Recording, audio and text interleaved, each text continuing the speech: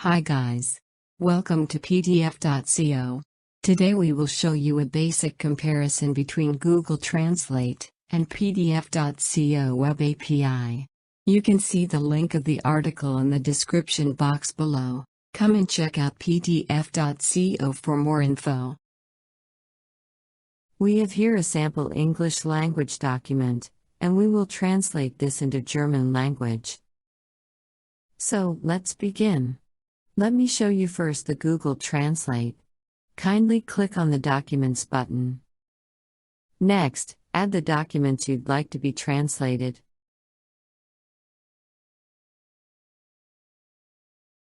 Then, select the language of your document, and also the language to translate.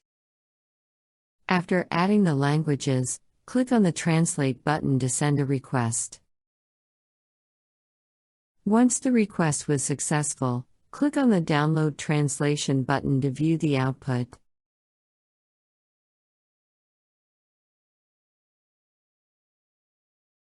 Here's the translated document from English to German language using the Google Translate. Now, let's use the PDF.co web API. On your PDF.co dashboard, click on the Request Tester menu. Next, let's add the PDF Translate endpoint.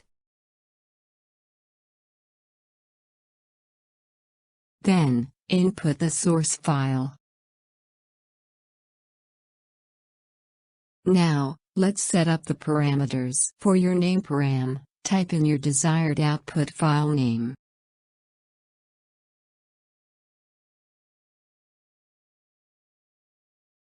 For language from, add the language of your source document. For language to, add the language to translate. You can see the list of supported languages in the description box below. After adding the parameters, click on the Run Request button.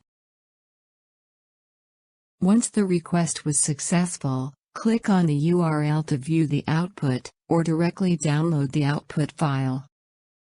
Here's the document that we translated into German language using PDF.co web API.